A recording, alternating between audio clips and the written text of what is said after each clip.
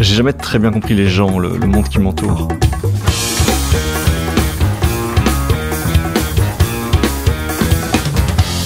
Bon, c'est l'occasion d'essayer. Je suis Guillaume Haché, vous écoutez 70 minutes avec.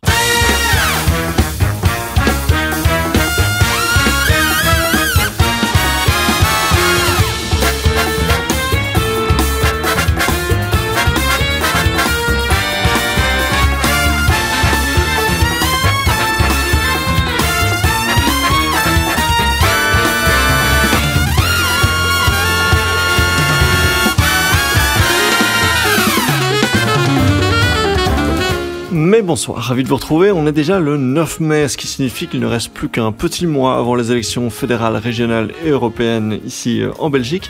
Et je termine aujourd'hui mon petit tour du paysage politique belge francophone avec le mouvement réformateur, le dernier grand parti qui n'était pas encore venu dans 70 minutes avec cette saison. Et pour ce faire, mon invité n'est autre que Valérie Glatini. C'est parti!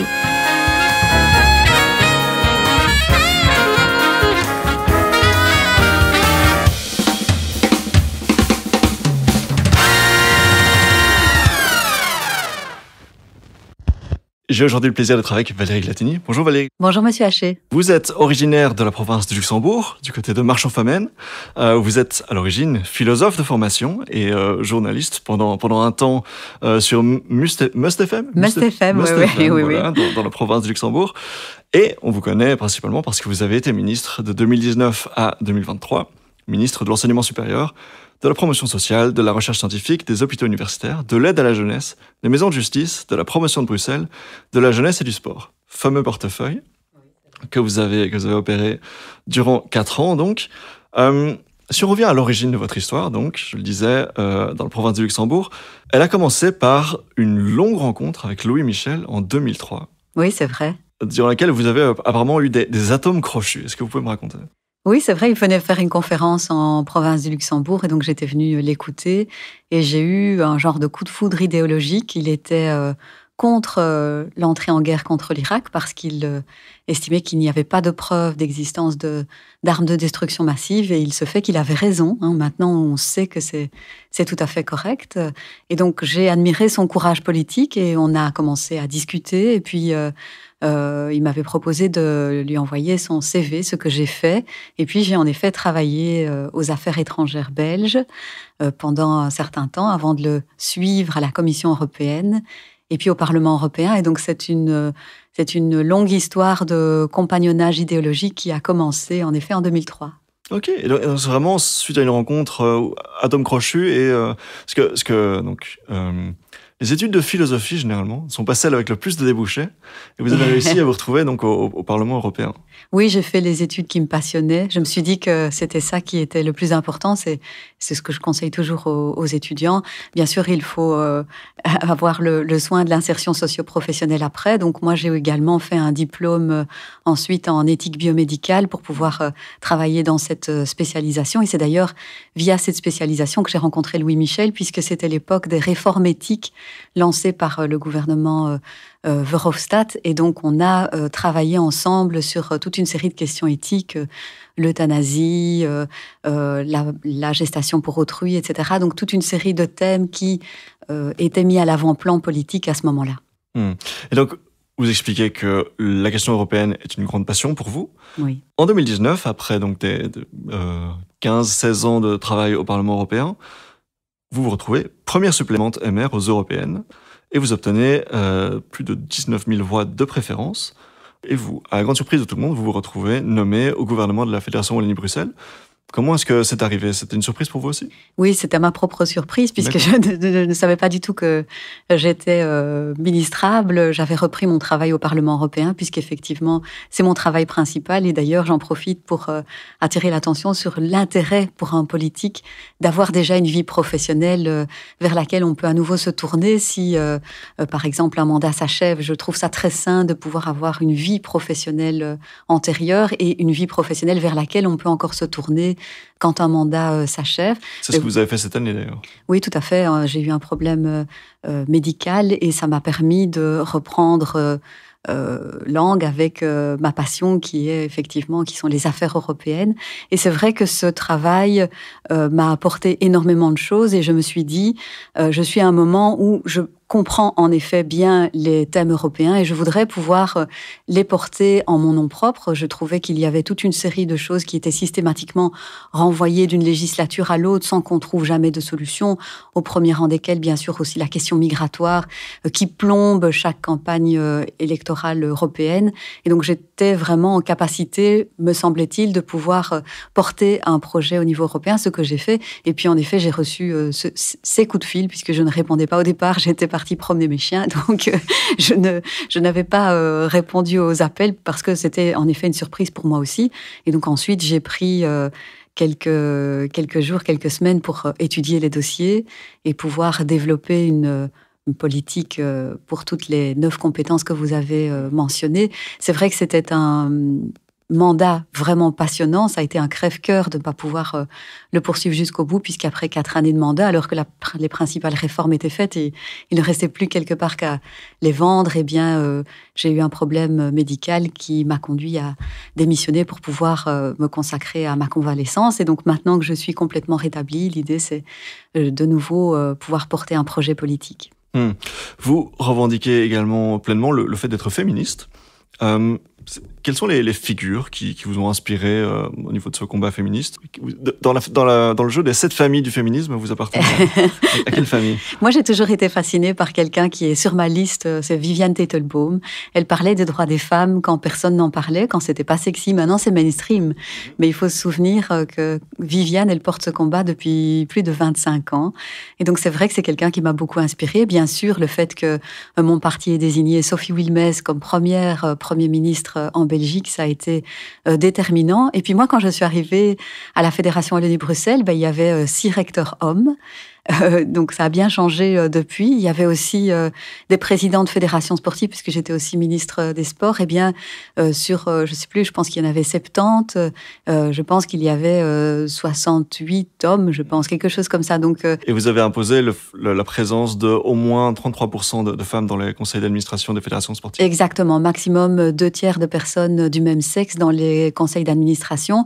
Et donc on voit qu'il y a une amélioration notable, mais c'est vrai que jusqu'ici, il y avait la présidente de la fédération gymnastique qui était une femme, ou la fédération de danse, et puis après, tous les autres, c'était des hommes. Et donc, c'est quelque chose qu'on a fait avec les présidents eux-mêmes. On ne l'a pas fait contre eux. Eux-mêmes se rendent compte que ce sont les équipes mixtes qui performent le mieux. Et donc, on a fait ça avec eux, en les accompagnant. Et on a évidemment un mécanisme de sanction qu'on n'a pas encore dû actionner jusqu'ici, parce que je pense qu'ils se rendent compte et ils sont eux-mêmes les acteurs de changement. Vous citiez à l'instant Sophie Wilmès. C'est quelqu'un qui, à chaque fois qu'on lui rappelle qu'elle est la première femme Premier ministre ou qu'elle a occupé un rôle important en tant que première femme de quoi que ce soit, elle a tendance à vouloir changer de sujet, à ne pas trop vouloir qu'on s'attarde là-dessus. Est-ce que c'est votre cas aussi ? Est-ce que, au contraire, vous revendiquez l'importance de votre existence politique en tant que femme, en tant que féministe ? Mais je pense que les droits des femmes, c'est un peu comme une voiture dans une côte. Vous devez en permanence avoir la main sur le frein à main, sinon elle recule. Et donc, moi, j'ai aucun problème à dire qu'il faut garder un point d'attention sur la question de l'égalité homme-femme. Si on ne le fait pas, on peut avoir des revers. Et on voit que dans d'autres pays, en effet, par exemple, le droit à l'avortement est remis en cause. Donc, je pense qu'il faut rester extrêmement attentif. Maintenant, moi, je n'en fais pas un axe déterminant de ma politique, mais oui, je n'ai pas de problème à dire que je suis féministe et que je suis très fière que, par exemple, tous les organes de mon parti sont paritaires, donc on prévoit un équilibre, un respect de la parité homme-femme. Donc c'est quelque chose qui est très très important pour nous, et je pense qu'on est d'autant plus crédible quand on met en avant des rôles modèles. Je vois aussi que dans le secteur du sport, par exemple, on voit de plus en plus de jeunes femmes dans des disciplines dans lesquelles on ne les attendait pas, et donc j'entends souvent au bord des terrains des parents crier aux petites filles « Fais attention, tu vas tomber », alors que les petits garçons, on s'attend à ce qu'ils soient plus dynamique, plus avec le goût du risque, je dirais. Donc il faut essayer de changer notre vocables et changer notre regard aussi sur les petites filles et les petits garçons quand, par exemple, ils se dirigent vers telle ou telle discipline sportive et donc encourager une petite fille qui veut faire de la boxe ou un petit garçon qui veut se lancer dans la gymnastique, par exemple, essayer de dégenrer et d'être au plus proche des aspirations de l'enfant sans prédéterminer son choix. Et ça vaut aussi pour tout le secteur de l'enseignement, y compris le fait que nous n'avons pas assez de jeunes filles dans les filières STEM, sciences, technologies, ingénierie, mathématiques. On a un déficit, oui, et surtout dans les filières numériques, par exemple. Absolument. Alors qu'on a un peu plus d'un étudiant sur 2, c'est une étudiante, eh bien, on voit que dans certaines filières comme le numérique, il y a seulement une fille pour 9 garçons. Donc, il faut pouvoir, en mettant en évidence des rôles modèles, par exemple, la présidente de Solvay, on sait que il faut essayer de mettre en évidence des figures féminines fortes qui vont créer un appétit du côté des petites filles et des jeunes filles pour ce type de fonction. La question de la faible représentation des femmes dans les secteurs numériques, c'était d'ailleurs tout le sujet de l'interview que j'avais faite avec Alexander De Croo, l'épisode 1, quand il était ministre de l'agenda numérique. C'est comme ça que le podcast a commencé, donc sujet qui m'intéresse très fort. Dans le genre rôle modèle, il y a aussi par exemple Charlene Van Snick, donc judokate belge bien connue, qui a annoncé mettre fin à sa carrière pour se protéger psychologiquement des abus qu'elle a subis, dont des abus sexuels, semble-t-il. Il y a aussi l'étude de l'université de Wuppertal en Allemagne qui est sortie en 2020, qui indiquait qu'en Belgique, 80% des enfants ayant pratiqué un sport ont été victimes d'abus psychologiques ou physiques. Donc là aussi, je n'ai pas été lire l'étude dans le détail, mais on imagine beaucoup de machisme, beaucoup de commentaires un peu militaires, très, très violents chez les garçons et peut-être également chez les filles. Comment est-ce qu'on vient à bout de ça ? Il faut d'abord rappeler que ça ne concerne pas que le sport ou que l'enseignement supérieur, ou que ça touche tous les secteurs.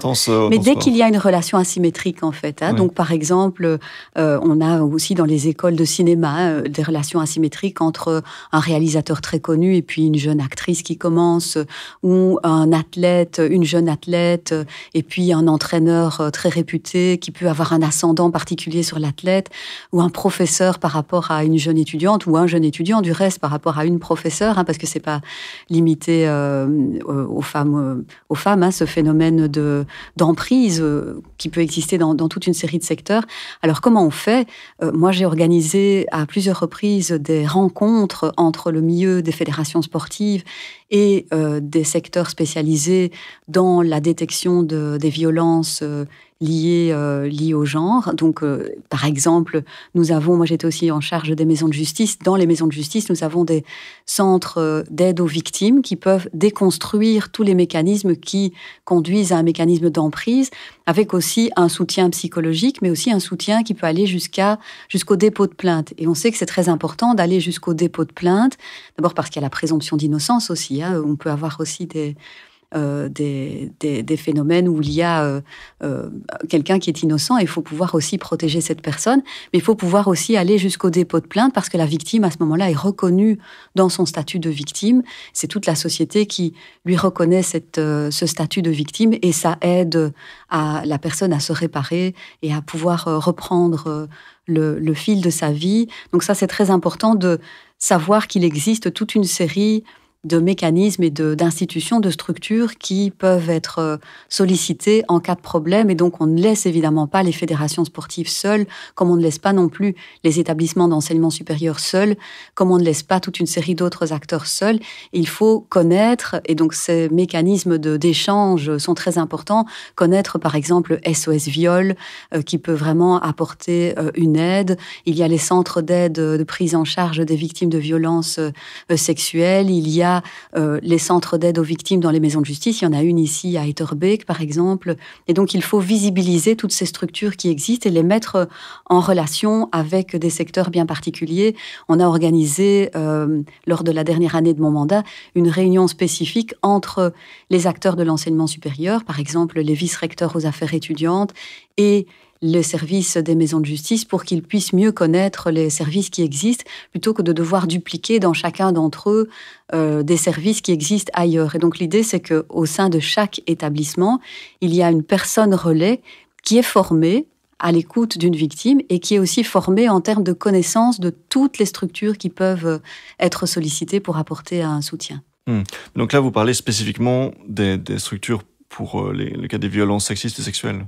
Oui, tout à fait. Donc, dans chaque établissement, dans chaque haute école, il y a une personne de référence, comme il doit également y en avoir une dans les fédérations sportives. Donc, l'idée, c'est qu'il y ait une personne qui s'y connaît, pour sortir de ce phénomène un peu de sidération dans lequel on peut se retrouver parce qu'il y a un cas qui émerge dans un club ou un cas qui émerge dans une haute école et on ne sait pas quoi faire. Et donc, soit il y a la tentation de mettre un couvercle sur la situation pour préserver la réputation d'un établissement, par exemple, ou alors il y a aussi la tentation de régler soi-même le problème, et ce sont des compétences tout à fait spécifiques. Écouter une victime, la diriger vers le bon service, ça ne s'improvise pas, donc il faut une formation, il faut pouvoir diriger cette personne vers le service adéquat qui va offrir un soutien professionnel.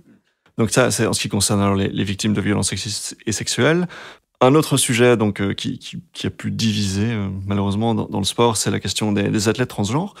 Et particulièrement donc les femmes trans, vous vous êtes prononcé fermement en faveur de toute mesure qui empêcherait que ces athlètes soient discriminés. Oui, j'étais inquiète parce que c'était la Fédération internationale d'athlétisme qui se posait la question comment assurer l'équité par rapport à des athlètes féminines dont certaines pourraient recevoir des hormones. Et donc moi j'ai été très inquiète par rapport au risque par rapport à la législation internationale de non-discrimination. Et donc, en effet, j'ai écrit à la Fédération pour attirer son attention sur cette question.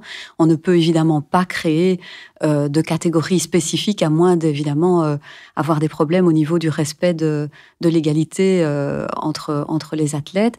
Maintenant, il y a un vrai problème d'équité sportive qu'il faudra trouver à régler, mais je pense qu'on en est vraiment qu'au tout début sur cette question-là. Il faut à tout prix éviter toute décision qui serait de nature à discriminer des athlètes trans. Est-ce que vous pensez qu'un jour, on en arrivera à une situation où on cessera de séparer les genres et on fera des compétitions entre hommes et femmes ? Ça peut se faire dans toute une série d'initiatives, c'est plutôt d'initiatives sport pour tous, mais c'est vrai que quand vous avez une compétition, évidemment, il y a un différentiel lié aux caractéristiques physiques des hommes et des femmes, et donc qui peut évidemment être pénalisant pour les femmes. Alors, il y a déjà toute une série d'initiatives qui se font, qui mélangent les hommes et les femmes, des disciplines qui s'y prêtent bien et d'autres non. Donc, évidemment, quand on parle de sport de haut niveau, on voit bien qu'il faut quand même assurer une forme d'équité entre les sportifs eux-mêmes. Votre mandat aussi était marqué, donc, puisque on a beaucoup parlé du sport, mais donc vous étiez bien évidemment également ministre de l'enseignement supérieur.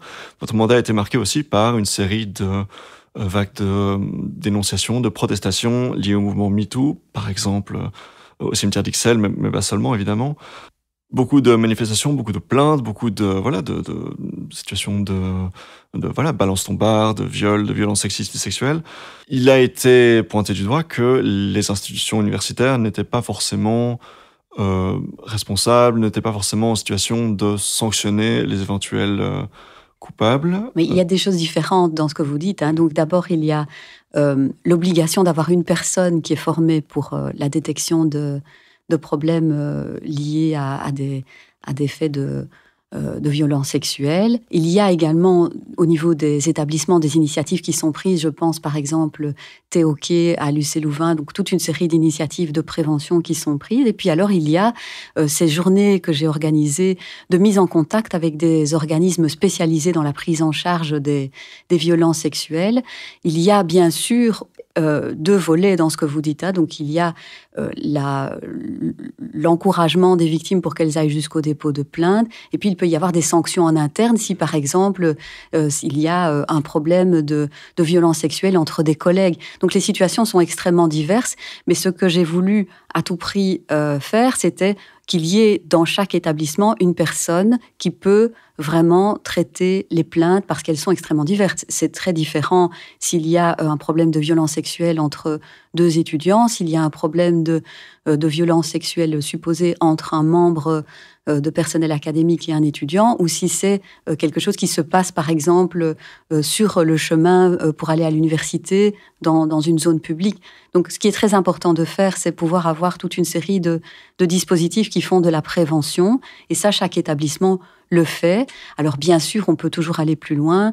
Je sais que par exemple, nous avons eu durant le mandat, malheureusement, une étudiante qui a été violée à proximité du campus. On a organisé une rencontre entre la rectrice et la personne en charge des affaires étudiantes, le bourgmestre concerné et les forces de police pour, par exemple, mieux éclairer les alentours de l'université. Donc les réponses sont multiples. Ça peut aussi passer par un meilleur éclairage sur un campus.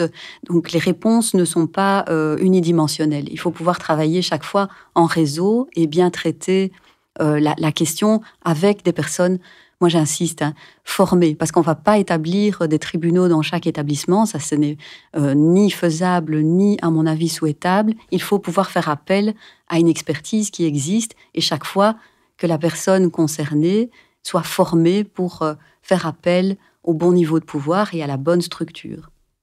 Donc, vous êtes à ce moment-là opposé à l'idée de faire des sanctions disciplinaires à l'intérieur de l'université? Non, bien sûr que non, ça existe. Oui. Ça existe déjà. Et donc ça, il y a un règlement d'ordre. Des tribunaux au sein des universités? Oui, bien sûr, quand il s'agit de... Moi, j'incite toujours les personnes à aller jusqu'au dépôt de plainte. Et donc, la société doit prendre en charge ça. La justice doit prendre en charge ça. Donc, mais bien sûr, il y a aussi dans le règlement d'ordre intérieur, de façon obligatoire, la lutte contre les violences sexuelles. Et donc, effectivement, il y a des sanctions qui peuvent être prises aussi si vous avez en tête, par exemple, le fait que c'est un professeur ou une professeure qui aurait commis un fait de harcèlement envers un étudiant ou un étudiant qui harcèle un autre.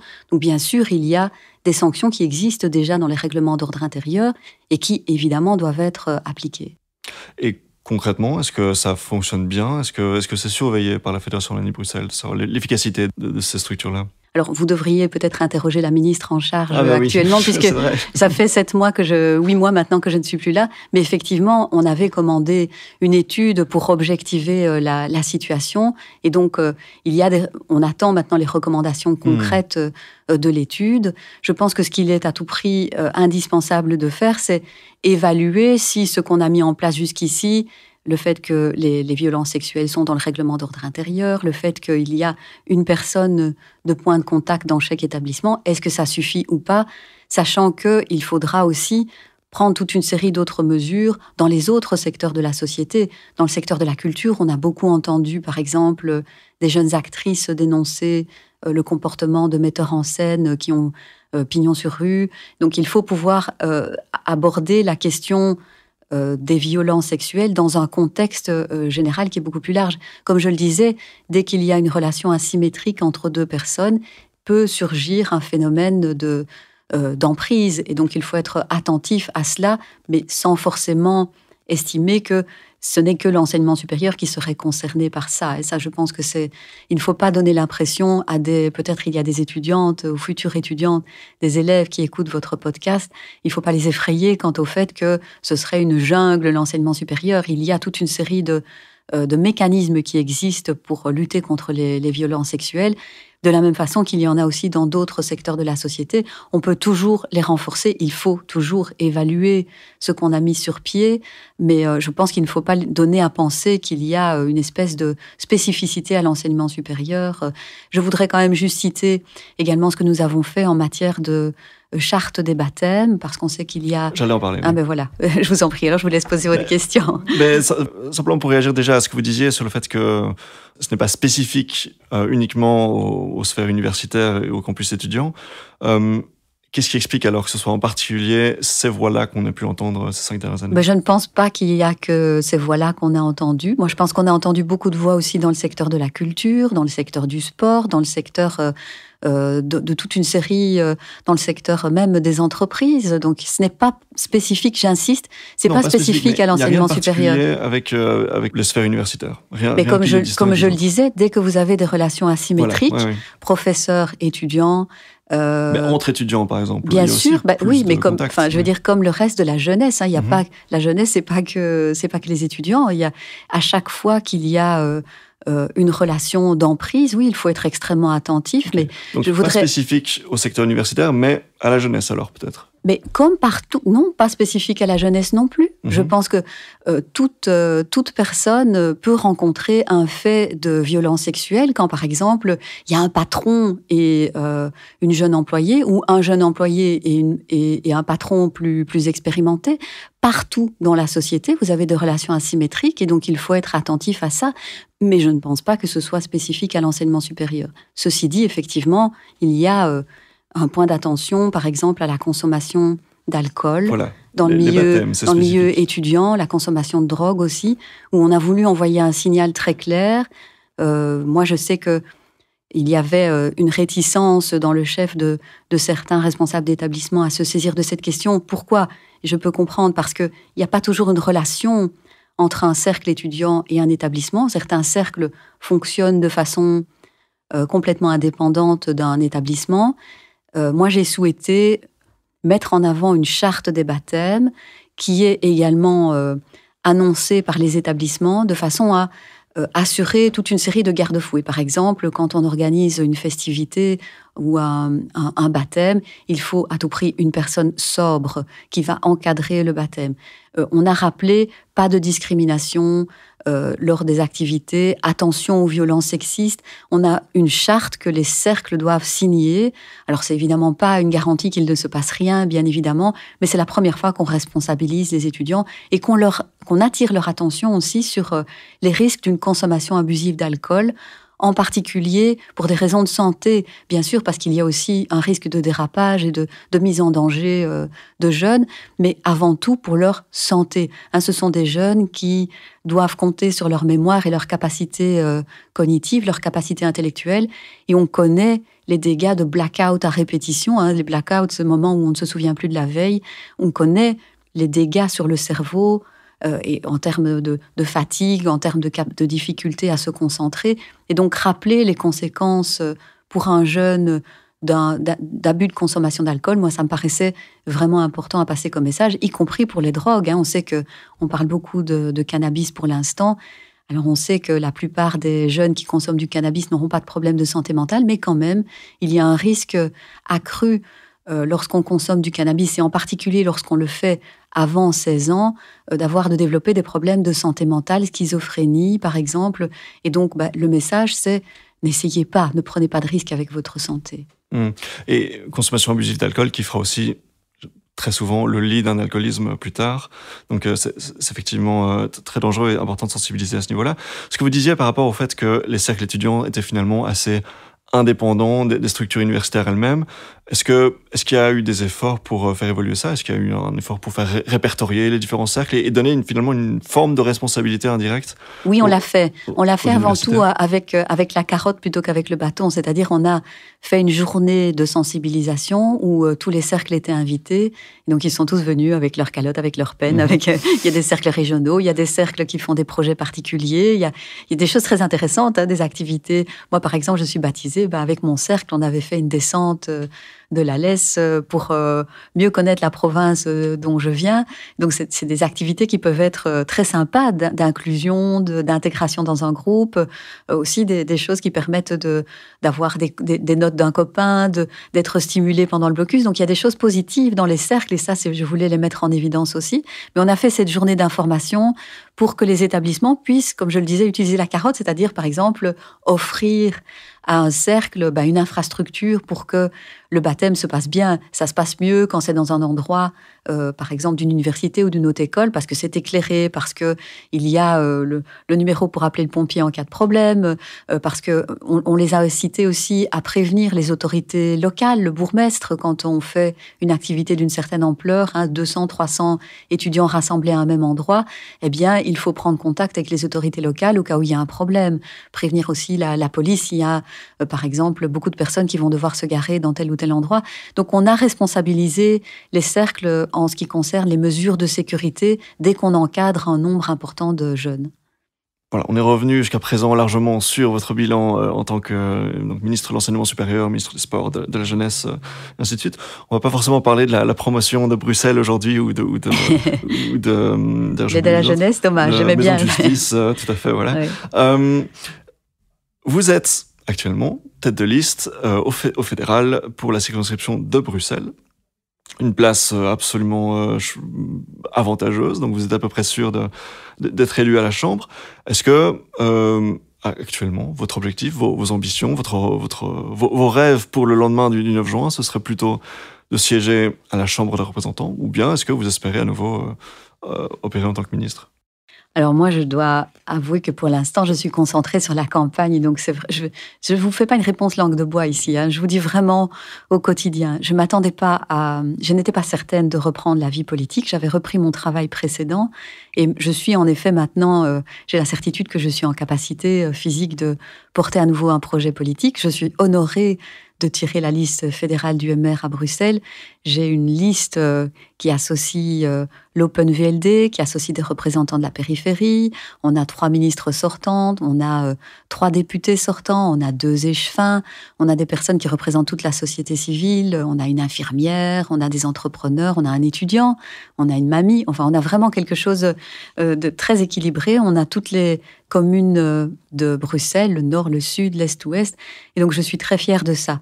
Après, on verra bien le 9 juin dans quelle configuration on se trouve. Moi, j'aimerais, je ne l'ai pas caché, siéger, si je peux, en commission santé, parce que je pense qu'il y a des enjeux absolument déterminants là-dedans. En bioéthique, on a travaillé... Oui, voilà, ça fait un peu écho à ma formation. Moi, j'ai beaucoup travaillé, comme vous le savez, sur la lutte contre la pénurie avec un deal sur les numéros ENAMI qu'on a fait avec le fédéral qui va permettre de diplômer plusieurs milliers de médecins généralistes dans les 10 prochaines années. Donc, je suis très fière de cet accord, et bien, même si on se rend bien compte qu'il y aura encore des pas à faire, mais là, on est en capacité maintenant de mieux comptabiliser le nombre d'équivalents temps plein dont on a besoin dans le secteur de la médecine générale, mais aussi dans les spécialisations. On a mis sur pied une commission de planification de l'offre médicale et on est en capacité maintenant de dire, tiens, en sortie de Covid, nous avons besoin de beaucoup plus de gériatres ou de pédopsychiatres, parce qu'il y a des problèmes de santé mentale aussi. Donc, il y a cette commission de planification qui peut calculer au plus près les besoins. Je pense que c'est un élément très, très important pour pouvoir lutter contre un phénomène très important qui est la pénurie dans certaines régions du pays. Donc moi, je souhaite en effet travailler sur cette question. Si on fait un petit peu la situation de la campagne actuelle, donc le mouvement informateur est très bien placé dans les sondages, notamment à Bruxelles et également en Wallonie. Sophie Wilmès sera tête de liste aux européennes, donc dans toutes les circonscriptions du pays, ce qui fait que forcément, c'est un petit peu une machine à voix, semble-t-il, Sophie Wilmès. Donc le mouvement informateur se portera vraisemblablement très bien le 9 juin prochain. Ce n'est pas le seul, puisque le PTB score également très très bien dans les sondages. Le Vlaams Belang est également en très bonne position. Est-ce que on se dirige, selon vous, d'après votre sentiment, sur base des sondages actuels, le crédit qu'on leur donne, vers de nouveau une situation où ce sera très compliqué de faire une formation de gouvernement? Mais j'espère que non, et on est encore en situation de dire aux gens, attention, ne vous laissez pas berner par les extrêmes, ne votez pas pour les extrêmes, parce qu'en effet, quand vous votez pour les extrêmes, vous votez quelque part pour une forme de paralysie. Il faut pouvoir démonter ce qu'il y a derrière les projets des extrêmes. Ce sont des partis qui ne budgètent en général pas ce qu'ils proposent et qui sont basés avant tout sur un mécanisme de rejet. Le pathos, ouais. Oui, ils parlent aux émotions et pas au cerveau. Alors c'est toujours plus facile de parler aux émotions, mais c'est pas très durable. Donc il faut pouvoir parler à la rationalité des électeurs et leur dire que on ne peut pas baser un programme sur... alors si je parle du Vlaams Belang, c'est la haine de l'étranger qui est responsable de tout. C'est une espèce de phénomène du bouc émissaire. Ou si je parle du PTB, c'est la haine du riche, du patron, de l'intelligentsia, de tout qui dépasse un peu, de tout qui veut réussir. Et donc, il y a une espèce de stigmatisation de la réussite à l'extrême gauche qui me fait très peur. On me parle toujours de l'extrême droite dans l'espace francophone et je leur demande toujours, Oui, dites-moi où, parce que ce que je vois surtout, moi, l'éléphant dans la pièce, c'est le PTB. Et donc, on l'a vu avec le décret paysage. Donc, le PTB siffle, les écolos et PS courent derrière sur la base d'un chiffre faux, lancé par 70 000, voilà, donc un étudiant sur 3 qui sortirait de l'enseignement supérieur. Puis ça devient moins de 1 sur 100. Puis alors, on parlait de mettre le décret à la poubelle. Puis ensuite, il y avait un moratoire généralisé. Puis c'est un moratoire spécifique. Enfin, on voit bien que le sujet s'est complètement dégonflé. Oui. Mais ça veut dire que quand on lance un chiffre faux, comme c'est la technique de l'extrême gauche, c'est-à-dire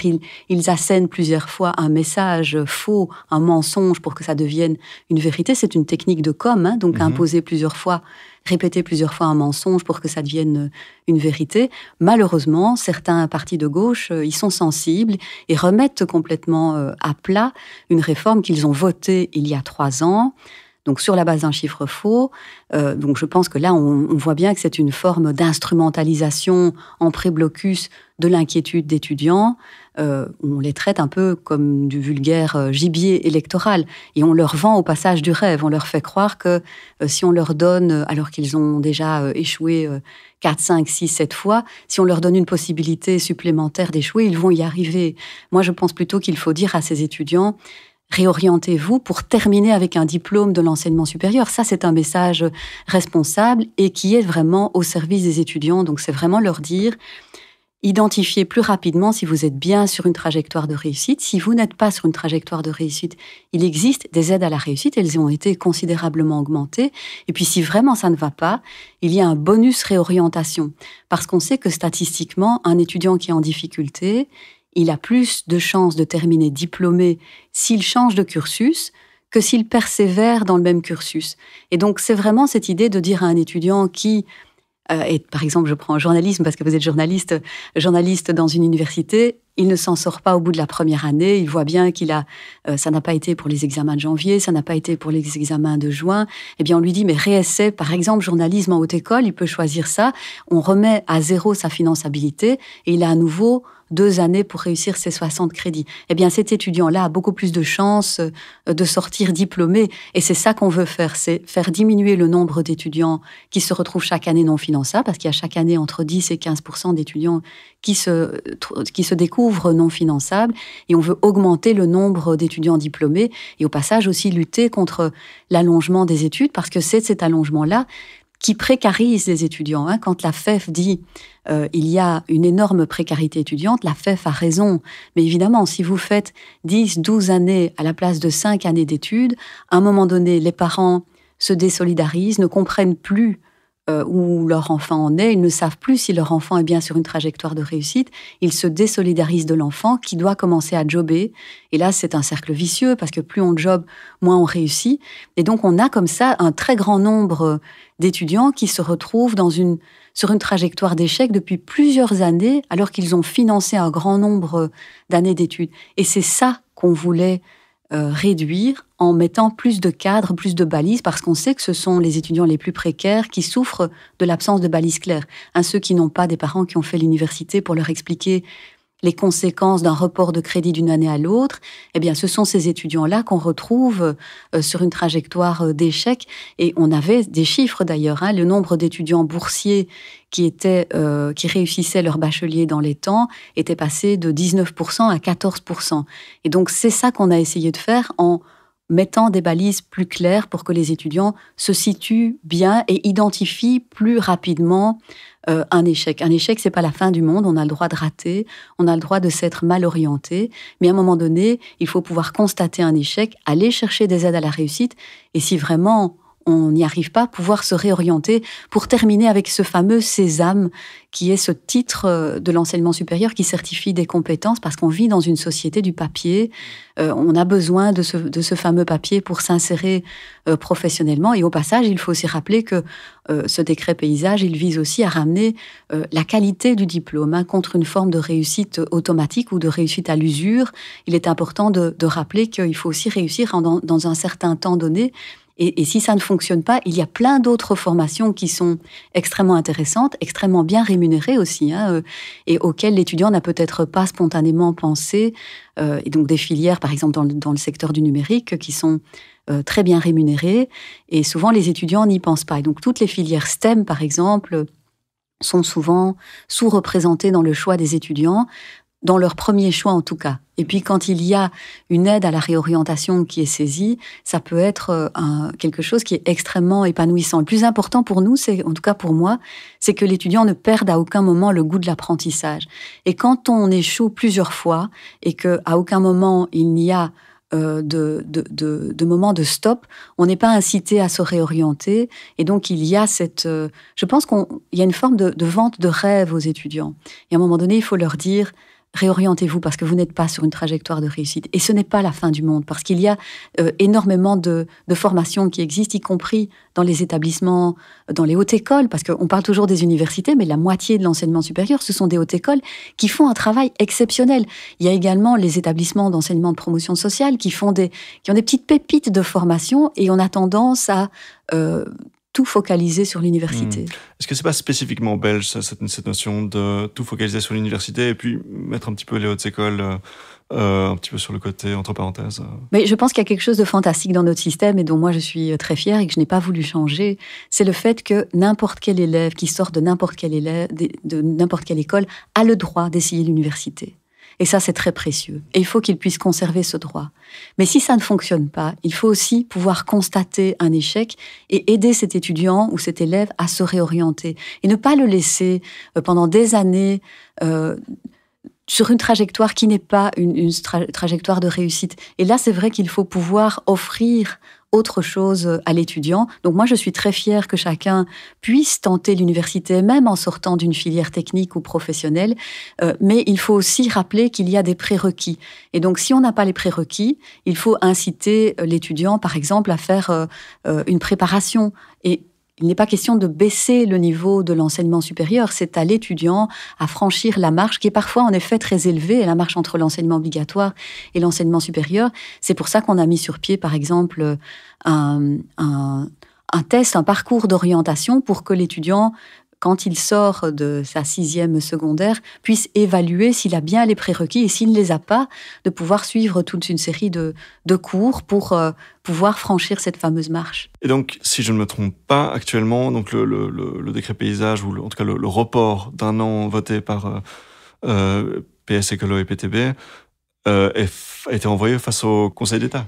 Oui, parce qu'il n'y a pas eu d'avis du Conseil d'État, ce qui est quand même assez étonnant. Il n'y a eu ni avis du Conseil d'État, ni audition des acteurs de l'enseignement supérieur. Nous avions proposé qu'ils soient entendus parce qu'ils sont contre ce qu'ont proposé PS Écolo, radicalement contre, parce qu'ils pensent que, à nouveau, on leurre les étudiants en leur faisant croire qu'avec encore une année, ça va aller. À un moment donné, il faut... Ce n'est pas parce qu'ils vont se faire rattraper par le nouveau décret. Ils se faisaient déjà rattraper. Dans l'ancien système, il y avait déjà des règles de la finançabilité. Et donc, un étudiant qui reportait 15 crédits, puis encore 15 crédits, en 3e année, il se retrouvait avec un sac à dos de crédits non validés trop lourd à porter, et c'était la porte de l'enseignement supérieur qui se refermait. Et donc ces étudiants, d'abord on dit on les a sauvés, je ne sais pas de quoi, les professeurs sont évidemment très furieux quand ils entendent qu'ils auraient été sauvés comme si les professeurs étaient dépossédés de leur capacité à amener à la réussite les étudiants. Donc je pense que le personnel académique est très très mécontent. Il y a aussi une absence de prise en compte du budget, et donc on a refinancé l'enseignement supérieur avec 80 millions d'euros en plus chaque année. Ça, c'était la promesse de notre gouvernement. Je l'ai fait. On avait prévu 50 millions, on a pu aller jusqu'à 80 millions.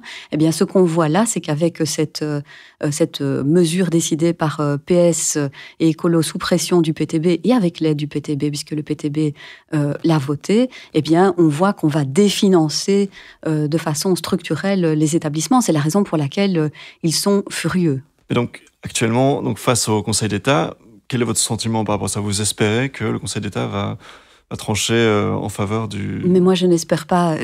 J'ai peur pour nos étudiants. Bien sûr, on est en campagne électorale, mais il y a quelque chose... Enfin, je veux dire, il y a quand même quelque chose d'autre que le 9 juin. Il y a une session d'examen. Il n'y a pas que la campagne électorale. Et donc, on est en train ici de jouer avec l'avenir des étudiants en leur faisant croire qu'on est les grands sauveurs des étudiants, alors qu'en fait, moi, ce qui m'inquiète, ce qui m'angoisse, ce sont tous ces étudiants qui ne sont pas sur une trajectoire de réussite et qui vont continuer. Ouais.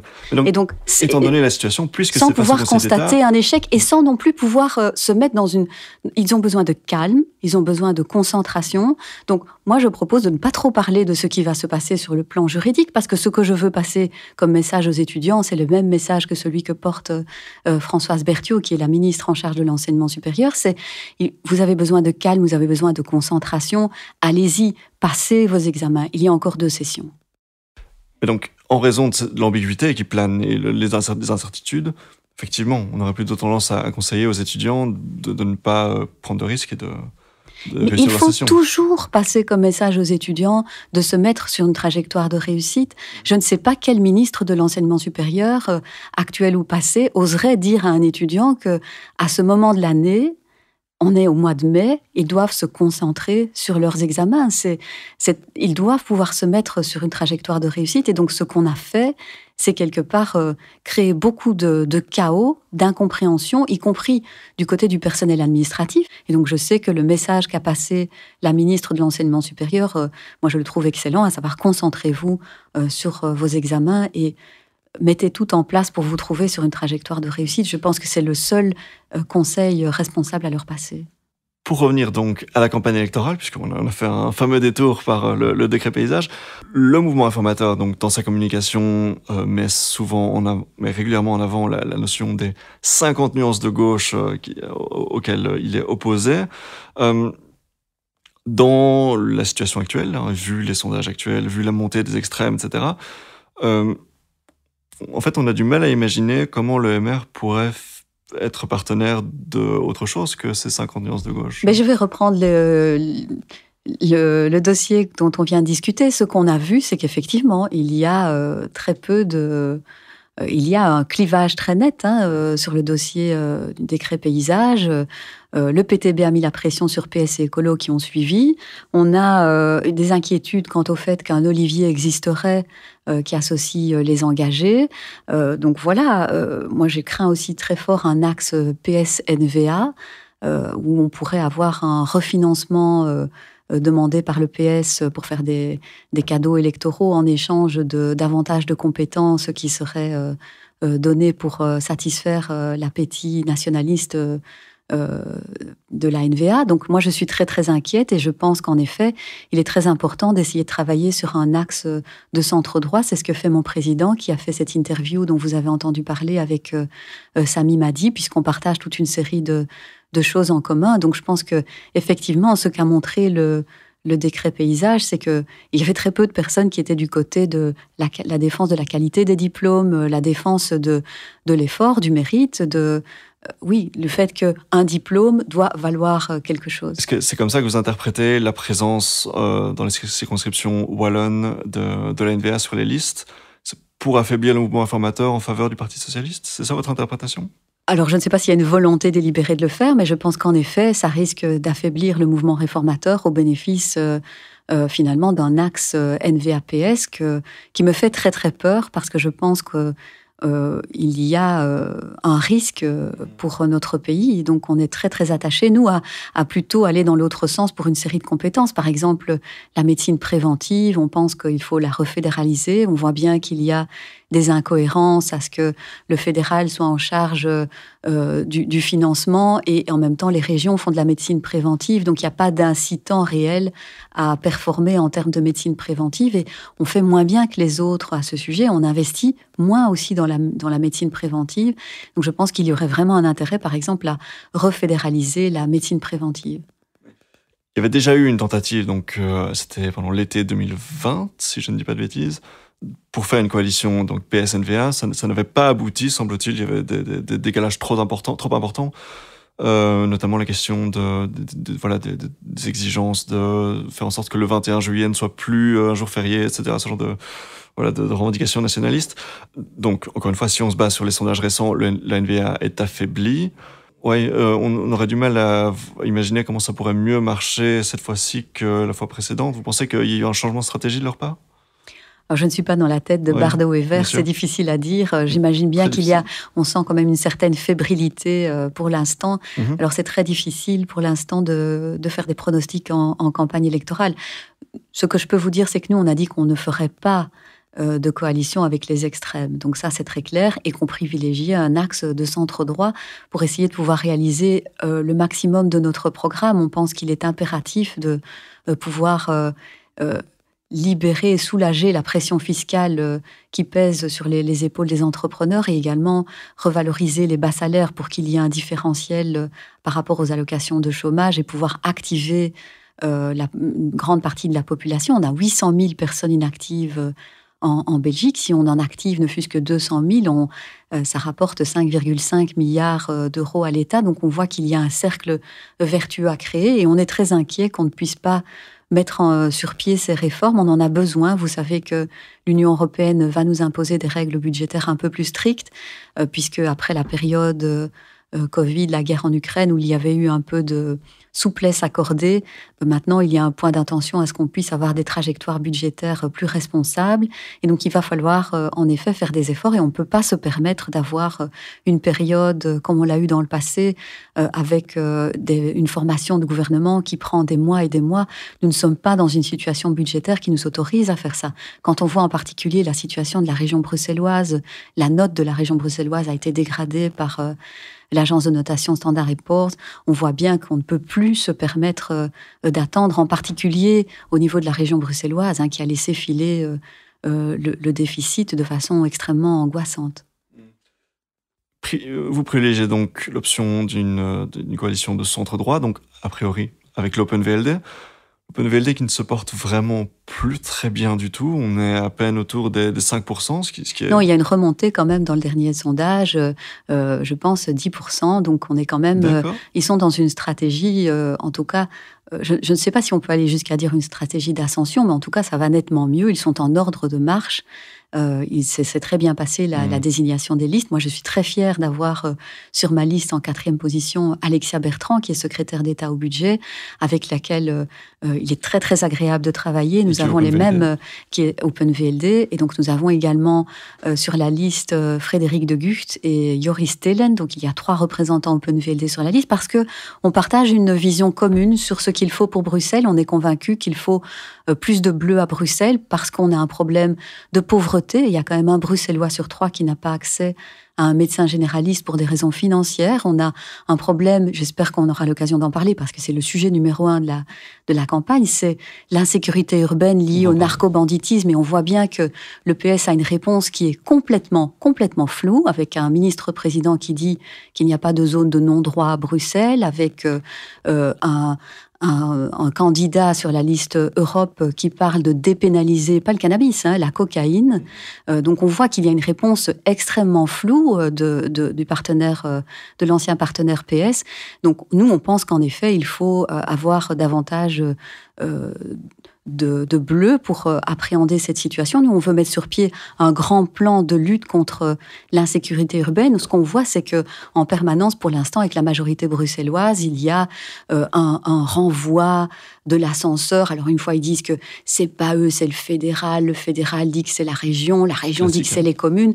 Donc, nous, ce qu'on appelle de nos voeux, c'est la fin de ce ping-pong de responsabilité, un grand plan national de lutte contre l'insécurité urbaine, où on s'attaque bien sûr à la tête, les narcotrafiquants. Il faut travailler sur l'arrivée donc de drogue via les ports. Et on avait, vous le savez, demandé qu'on puisse envoyer l'armée pour soulager la police, et pour qu'elle puisse être déchargée d'une série de missions bien précises, bien spécifiques pendant un certain temps, pour pouvoir déployer davantage de moyens pour lutter contre le narcobanditisme. Ça a été refusé par le PS, qui a par ailleurs envoyé la police, en tout cas l'armée, faire un petit peu quelques petites missions dans le cadre des JO à Paris, mais pas pour aider Bruxelles, par exemple, qui est complètement gangrénée par le narcobanditisme. Donc, il faut également travailler sur la demande, parce que s'il y a une telle offre, c'est aussi parce qu'il y a une demande. Et donc, rappeler aux consommateurs que oui, quand ils consomment de la drogue, eh bien, ils font partie d'un système qui alimente des organisations criminelles. Ils n'en sont pas toujours conscients. Je pense qu'il faut rappeler la règle un peu, donc qui est en particulier pour les jeunes, c'est mieux de ne pas consommer. Et donc ça, avoir un message tout à fait clair par rapport à la consommation de drogue, en particulier à destination des jeunes, ça me semble capital. On va donc revenir sur la question de l'insécurité à Bruxelles par rapport à la drogue, mais même pas seulement. Juste pour revenir sur la question du vote de protestation, la montée des extrêmes, est-ce que vous faites l'interprétation de ce vote de protestation comme finalement une critique du bilan de la Vivaldi? Est-ce que voilà, les partis traditionnels ont une forme d'échec à leur actif qui fait que ça motive un vote de protestation? D'abord, il faut rappeler aux personnes qu'elles ont encore les moyens, puisqu'on n'a pas encore voté, de ne pas voter pour les extrêmes. Parce qu'en effet, quand on vote pour les extrêmes, il faut faire une coalition de tous les autres. Et c'est vrai que la Vivaldi, c'est 7 partis politiques. Et donc, forcément, ça donne des infléchissements politiques qui sont moins clairs. Et si on interprète ce vote comme un vote ras-le-bol, je pense qu'ils ne seront pas forcément dérangés par cette il faut leur rappeler que quand on n'est pas autour de la table, on est souvent sur le menu. Et donc, il ne faut pas laisser à quelqu'un d'autre le choix de décider à sa place. Et donc, il faut aller voter et il faut se renseigner sur les programmes des partis et demander à chaque fois la budgétisation des promesses qui sont faites par les partis extrêmes. Et il faut aussi éviter de donner des arguments, et ça, c'est ce qu'on a essayé de faire aux nationalistes flamands, par exemple, en essayant d'avoir les mêmes taux d'activation des personnes sans emploi que chez eux. Quand je vois, par exemple, qu'à Bruxelles, on a un taux de jeunes qui ne sont ni à l'emploi ni en formation qui est de 9,1%, alors qu'en Flandre, c'est 5%, on voit bien qu'il y a quelque chose à faire en termes de formation des jeunes. Il y en a trop qui passent sous le radar de l'école ou de la formation. Donc, probablement qu'il y a quelque chose qu'on peut mieux faire. Et peut-être aussi qu'on doit cesser d'en tout cas donner des arguments à ceux qui disent qu'on fait moins bien dans la sphère francophone. Donc, une forme de reconnaissance on aurait pu faire mieux. La Vivaldi a été marquée au fédéral donc par beaucoup de conflits en interne. On caractérise la participation du mouvement informateur comme étant une participe-opposition, notamment par la voix du président Georges-Louis Bouchet. On se souvient de la formation de gouvernement qui a eu lieu donc en 2020, où Georges-Louis Bouchet a dû être exclu et on a dû appeler Sophie Wilmès pour venir négocier à sa place. Alors, je voudrais tout de suite rectifier. Moi, il ne me semble pas anormal qu'un président de parti marque une ligne, marque une différence. C'est son rôle. Je veux rappeler aussi qu'il a défendu plusieurs acquis de la Vivaldi. Donc, on a mentionné bien sûr la prolongation des réacteurs. On a pu apporter un soutien tout à fait clair à l'Ukraine dans notre politique étrangère. On a également une position équilibrée dans le conflit israélo-palestinien. On a évité une réforme fiscale qui aurait pu peser très lourdement sur les épaules des entrepreneurs et des ménages, puisqu'il y avait une taxe sur des produits de consommation courante qu'on a pu éviter.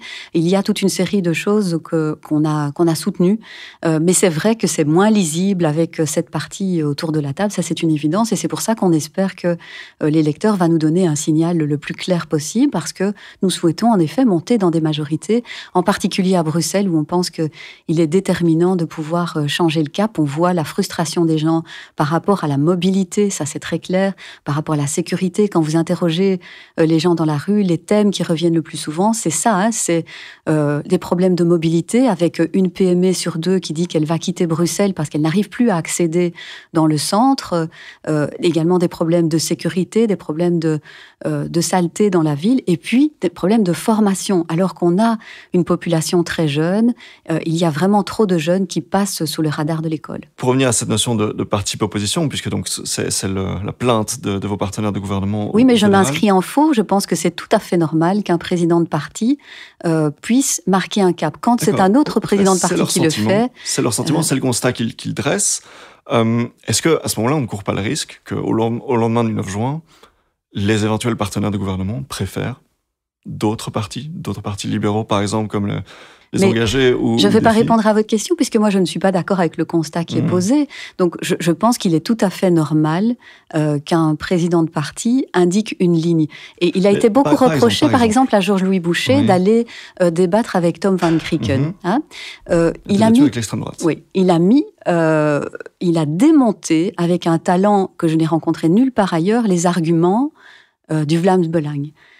Alors, moi, j'attends encore que quelqu'un fasse aussi bien que lui pour inciter les gens à ne pas voter pour les extrêmes. Plutôt que suivre le PTB dès qu'il siffle, j'attends des responsables politiques des autres partis qu'ils fassent aussi bien que mon président pour les décourager de voter pour les extrêmes.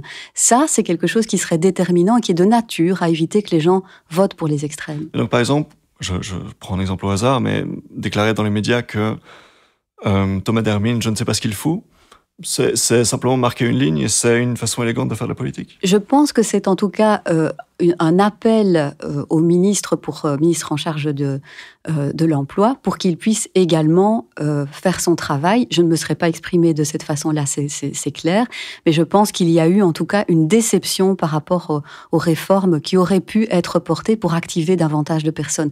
Je le disais, 800 000 personnes... Thomas Dermine, secrétaire d'État à la relance. Ah, vous avez parlé de Thomas Dermine. Thomas Dermine, oui. Je pensais que vous parliez de M. Dermagne. Non, Thomas Dermine. Oui. Je pense que ça concernait M. Dermagne, sauf erreur de ma part.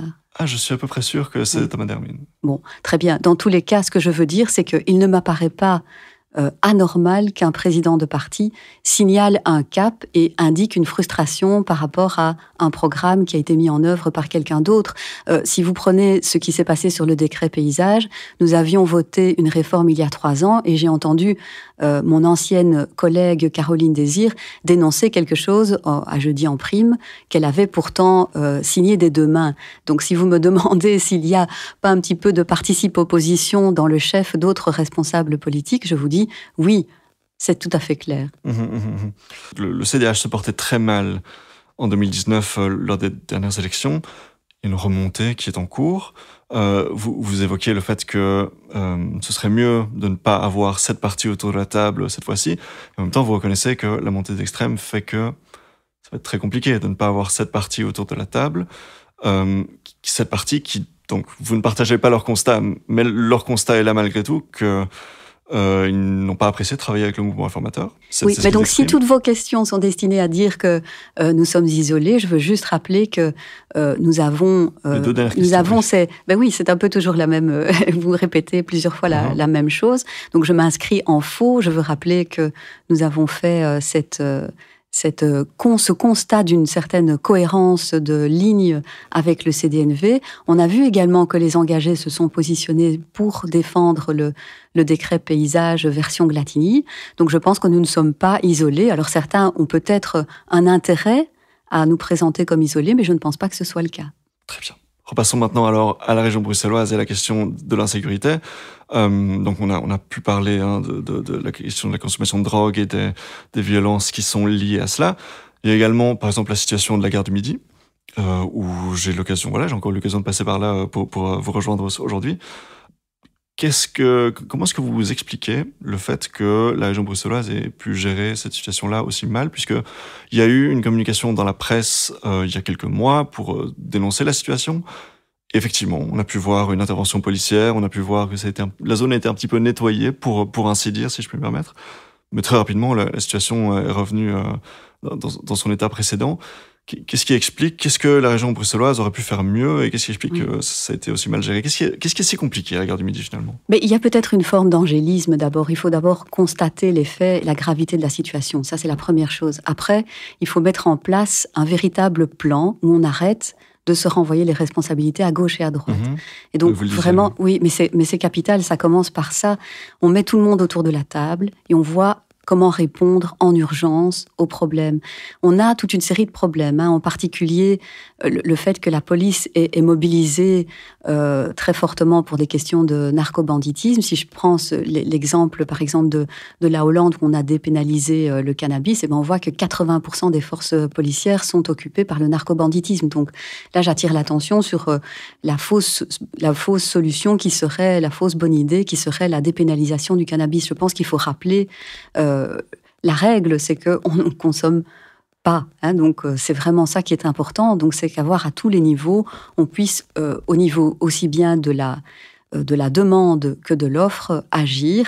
Et on se rend compte aussi qu'au niveau des forces de police, il y a toute une série de nouveaux profils qui sont demandés.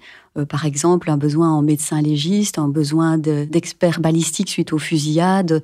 Et donc, il faudra pouvoir rencontrer ces problèmes. Il y a un problème de recrutement. Il y a un problème aussi qui a été soulevé par Ine van Wimmerge qui explique qu'il va falloir aussi pouvoir revoir nos règles en matière de protection de la vie privée parce que les narcotrafiquants ont toujours une longueur d'avance en termes de...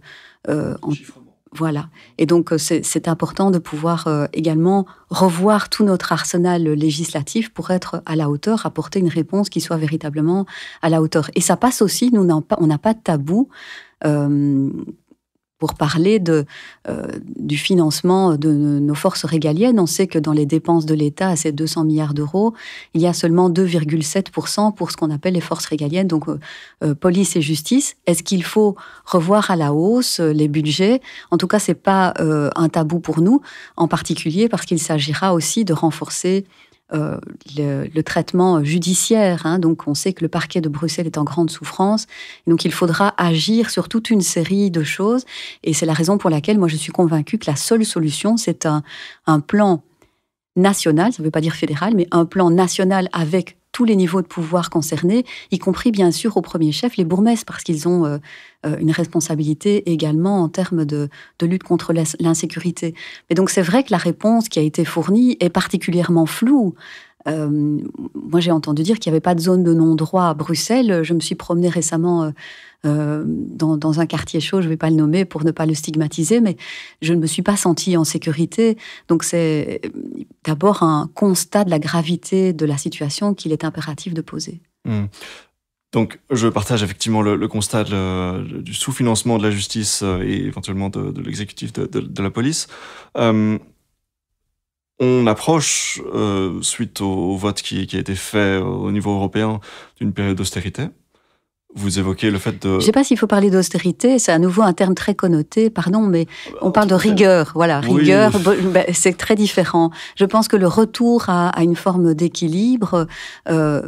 C'est indispensable simplement pour tout qui a un enfant, parce que c'est un cadeau empoisonné qu'on lui laisse de laisser filer les... Et donc, c'est cette rigueur pour empêcher donc l'endettement notamment et le maintien d'un PIB, un taux de croissance important, fait que donc augmenter les budgets pour la justice et pour la police. Où est-ce que vous allez trouver cet argent si ce n'est pas par l'endettement et que vous êtes par ailleurs opposé aux taxes? Oui, on ne veut pas de taxes. On pense qu'on est déjà le pays le plus taxé au monde et on est au niveau du travail et on est dans le top 3 de la taxation patrimoine. Je pense qu'on peut très bien trouver de la souplesse en réduisant certaines dépenses qui ne sont pas efficaces. Et donc, ce sera sur ça qu'il faudra agir. À quoi pensez-vous ? Par exemple, je mentionnais tout à l'heure la médecine préventive. On n'investit pas assez, et ça, ce sont les organismes internationaux qui nous le disent. Les pays voisins sont à 2,9% en termes d'investissement dans la médecine préventive. On est seulement à 2%. Ça ne fait pas mal aux gens, ça préserve absolument la qualité des soins, mais en mettant davantage de moyens dans la médecine préventive, on évite beaucoup de coûts. Et donc, il s'agira avant tout d'être plus efficace, sachant qu'effectivement, c'est vraiment une question de responsabilité par rapport aux générations futures. J'ai donc pu interviewer de nombreux politiciens ces derniers mois, et malheureusement, ils m'ont indiqué un petit peu la même chose, c'est-à-dire, on va faire plus avec moins, on va réorganiser pour moins dépenser et pouvoir libérer des budgets pour l'une ou l'autre priorité. Mais donc, si finalement tout le monde dit la même chose, comment est-ce qu'on sait pour qui voter ?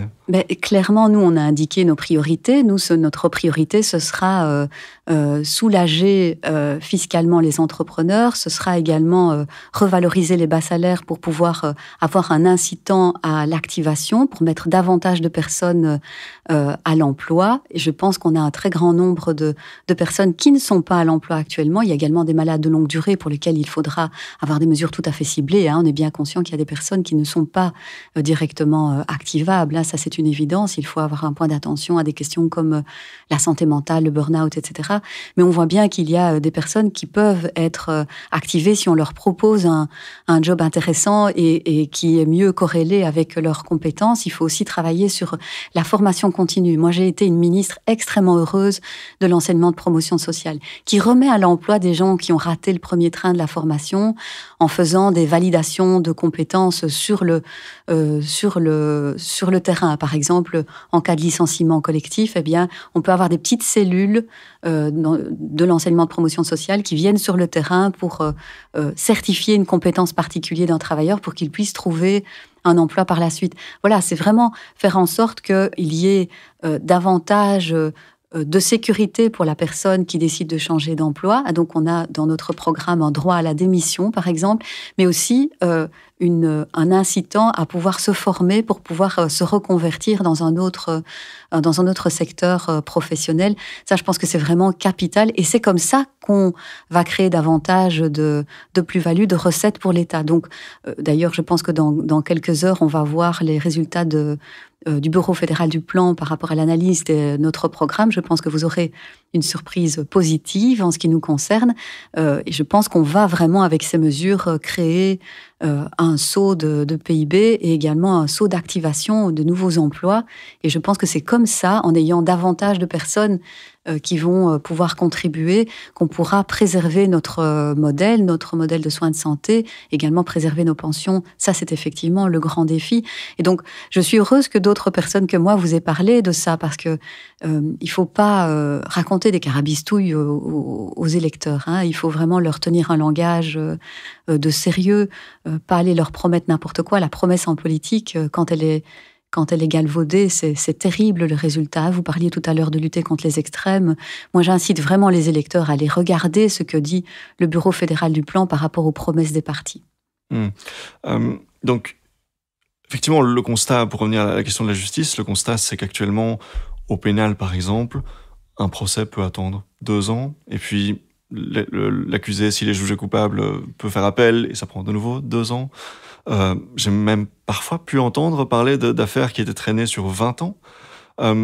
Est-ce que du coup, puisque voilà, le MR est quand même au pouvoir au fédéral depuis, depuis au moins 20 ans sans interruption. Comment est-ce qu'on peut à la fois dire que le MR va favoriser la justice et le financement de la justice, et en même temps le constat. Mais je vous réponds très clairement. Moi, j'ai été ministre pendant 4 ans en Fédération Wallonie-Bruxelles, ministre des Maisons de Justice, et on a engagé, je ne sais plus le nombre exact, mais plus d'une 50aine de personnes pour faire exécuter les peines de moins de 3 ans et pouvoir aussi développer les peines alternatives et pouvoir faire en sorte qu'il y ait moins de sentiments d'impunité par rapport à la population. Donc, ce sont pas des fantasmes. Hein. Je vous parle ici de budgets que nous avons débloqués et qui ont permis l'engagement de personnes, qui est toujours en cours, je pense, mais l'engagement est en cours. Donc, les budgets ont été débloqués. Donc, il y a effectivement davantage de personnes qui peuvent faire exécuter les peines de moins de 3 ans au niveau des assistants de justice, hein, qui peuvent respecter que les conditions d'une libéralisation, d'une libération conditionnelle sont bien respectées. Donc, ce n'est pas du vent, ça, hein, c'est quelque chose de concret. Les délais restent très longs. Alors bien sûr, je n'ai pas dit qu'on allait tout régler du jour au lendemain, mais en tant que ministre des Maisons de Justice, nous avons vraiment assuré une diminution du nombre de peines qui n'étaient pas exécutées, et de peines alternatives en particulier qui n'étaient pas exécutées. Oui. Mais donc c'est particulier puisque à la fois vous défendez le fait que les libéraux, donc autant l'Open VLD que le mouvement formateur, est le parti de la justice, et en même temps, c'était justement le parti, l'Open VLD, qui était donc au ministère de la Justice. Mais je n'ai pas de problème à vous dire que je suis très fière que l'Open VLD ait renforcé le parquet de Bruxelles. Alors c'est insuffisant, il faut continuer. Et je n'ai jamais dit non plus que nous étions seuls autour de la table. Il y a encore du travail à faire, ça c'est une évidence aussi. Mais je ne pense pas que nous ayons à rougir. Moi en tout cas, en tant que ministre des Maisons de Justice, nous estimons que nous avons fait de notre mieux pour faire exécuter les peines de moins de 3 ans, oui. Et on a mis les moyens pour cela. Valérie Ladini, on va bientôt devoir se quitter. Je voulais aborder un dernier sujet peut-être un peu plus inconnu du grand public avec vous. Vous avez été... Ah, mais, attendez, vous n'êtes pas prête. Vous avez été, dans votre jeunesse, joueuse de batterie. Oui. Et c'est d'ailleurs comme ça... Qui a cafeté? Écoutez, j'ai écouté vos interviews précédentes, donc c'est vous. Je ne me souviens pas avoir dit ça. Je vais le dire en off alors, parce que je suis nulle. Donc, j'aimais beaucoup, mais je ne suis pas très douée. Ah oui, d'accord. Ouais. Okay. Mais donc, est-ce que du coup, première question très anecdotique, est-ce que vous avez fait partie d'un groupe de rock alors? Oui, un petit groupe de rock qui n'a pas duré très longtemps, mais quand j'étais étudiante, on a eu beaucoup de plaisir, oui. Mais je n'avais pas d'avenir comme batteuse. Ça va, oui, okay. Donc c'est dans ce contexte-là que voilà, vous êtes devenue malentendante. Est-ce que c'est quelque chose qui a guidé votre action politique également? Oui, c'était pas lié à ça, mais j'ai eu un petit problème de santé. Mais effectivement, le fait que j'ai un problème d'audition me rend probablement plus sensible à toute une série de personnes qui sont en souffrance physique. Oui, ça, je pense que c'est... nous sommes des êtres humains, et donc il faut pouvoir se rappeler aussi que la politique, on fait de la politique aussi avec son corps, et que quand on n'est pas en capacité de le faire, être ministre, par exemple, c'est pas un métier, c'est une mission. Et pour remplir cette mission que d'autres nous donnent, notamment les électeurs, il faut être à 100% de ses capacités. Et donc, voilà, pouvoir tirer les conséquences quand on n'est pas en capacité de le faire, revenir quand on l'est. Mais effectivement, se souvenir que nous sommes tous des êtres humains. Et donc, par exemple, le fait que j'aimerais siéger en commission santé n'est pas complètement... décorrélé de ce que j'ai pu expérimenter. Est-ce que vous avez le sentiment qu'il y a des choses qui sont encore mal comprises vis-à-vis du handicap, des a priori que les gens peuvent avoir, des incompréhensions Oui, j'ai été étonnée de voir le nombre de gens qui m'envoyaient des petits messages pour dire qu'ils étaient contents que j'ai dit que j'étais appareillée auditivement. Donc ça, c'est vrai que je ne m'attendais pas... Une représentativité tout d'un coup en politique. Oui, c'est ça. Alors que en fait, je voulais dire à ces gens, mais il y en a plein. Simplement, ils ne le disent pas, mais nous sommes très nombreux, donc n'ayez pas honte d'être appareillés. Assumez-le, parce que nous sommes très nombreux. Valérie Glatini, merci beaucoup. Merci à vous. 70 minutes. Et à très bientôt pour un nouvel épisode. À bientôt.